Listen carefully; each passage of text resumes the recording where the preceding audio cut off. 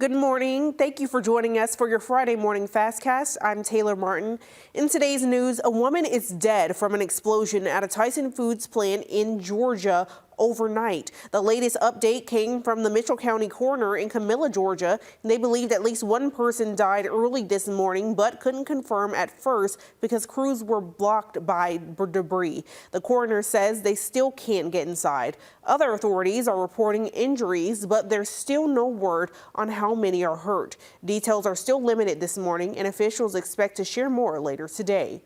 Bibb County deputies say 7 people were shot in Macon, with 1 person dead. This happened early yesterday morning from an argument. Officials say an 18-year-old is in critical but stable condition. The other 5 are expected to be okay. Now deputies are asking the community to share any details they know. There's no word if they've identified a suspect.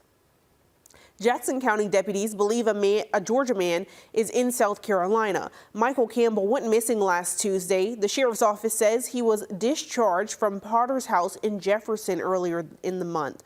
His mother believes he came to Aiken County, while deputies believe he's possibly staying in and out of hotels in the state based on a complaint. If you see him, call 706-387-6055. That's the Jackson County Sheriff's Office number.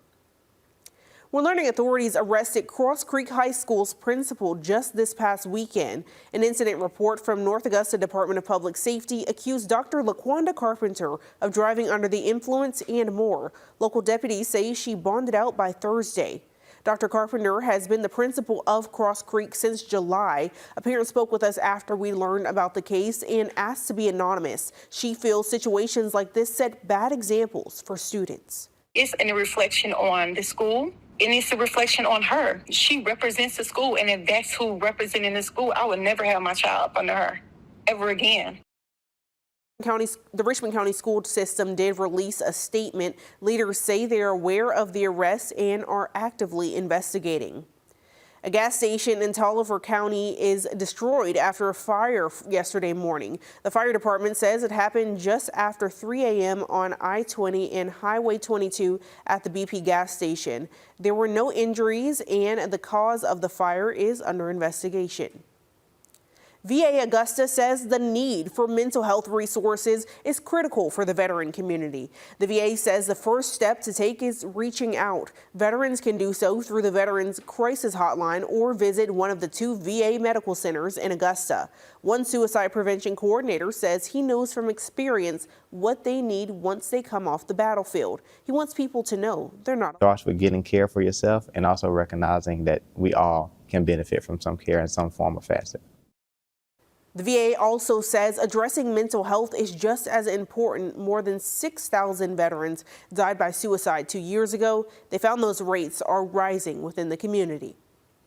The Better Business Bureau is passing along advice for those items you need to return or if you received a gift card. The BBB says if you received a gift card, you should check to make sure it has not been tampered with. They say if it looks like there's tape over the foil that covers the pin or packaging was glued back together, you should talk with the person who gave it to you and see where they got it from. Then take it to the retailer to look over. They say you should buy gifts from places you're familiar with.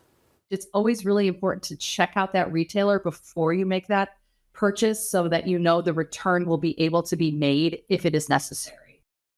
The BBB also says you should not wait for the middle of the year to return your gifts. Some retailers have a 30 to 90-day return policy. Some good news for Georgians. FEMA extended the deadline for federal assistance. This is for people who need help from both Hurricane Helene and Debbie this year. The new deadline to apply is February 7th. Now, South Carolinians, there is no extension. Your deadline is still January 7th. When you apply for their help, make sure you have this information ready: a good phone number to reach you, address at the time of the disaster and where you're staying now, one member of the household social security number, basic list of damages and losses, bank information for the direct deposit option, and your insurance information, including the policy number. You can apply for FEMA assistance by going to disasterassistance.gov, using their app, or calling their helpline. That number is 800-621-3362. Remember, if you're on the road in Georgia, GDOT suspended lane closures on the interstate, major state routes, and roads near key shopping spots. This went into effect on Monday, and they'll have it in place into the new year. It'll be lifted on January 5th at 10 p.m. And listen to this, a wallaby is on the run in South Carolina. Leaders from Simpsonville say 2 of them escaped from Heritage Park yesterday. They were there for an event's petting zoo, and no one knows how they slipped out of their cage. A city spokesperson says one of them was recaptured. Greenville County deputies brought their drones in to find the other one, and the search will continue later today. And we're going to toss things over now to First Alert meteorologist Michaela Hannah Harding this morning to see what the weather is shaping up for this weekend.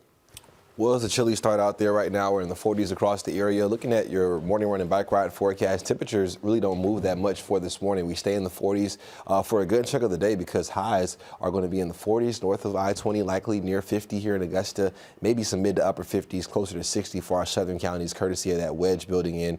And it'll be a cool to chilly start for tomorrow as well. One major update is that we have a first alert in effect for your Sunday, so watching out for the potential of some severe storms. We have a slight risk in effect, so keep it here for updates. 7-day forecast, briefly dry for Monday. We have more rain chances coming back by New Year's Eve.